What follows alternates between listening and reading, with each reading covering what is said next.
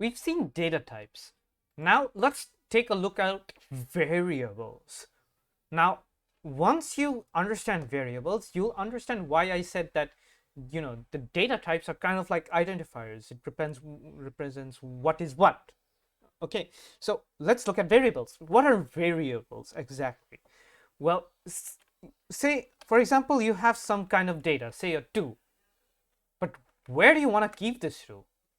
Right? You need to keep it somewhere. And variables are actually that. They're kind of storage elements.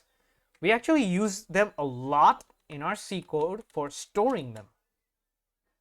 Now, when we did store something, we need this store, like I identify as a male, right? My viewer, whoever you are, may identify as another gender. So we need this store to identify it as something, right? And that is why we use the data types. And that is why we use the data type int store equals 2. Oh, remember to put a semicolon at the end. The semicolon states that the following line has ended here. So what int store equals 2 means that store is a type of an integer which holds the value 2. And we can actually put this as a float. You don't need, you can do this anything.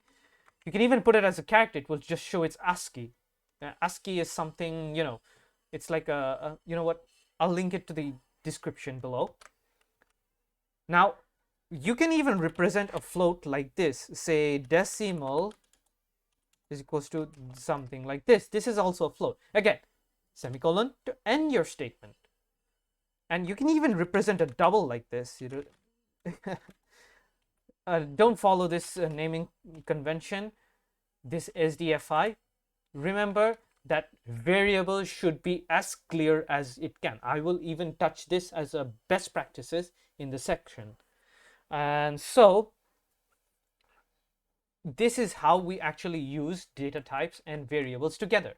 Now, before I end this video, there is something you need to know, and it's these equal signs, the left position and the right position.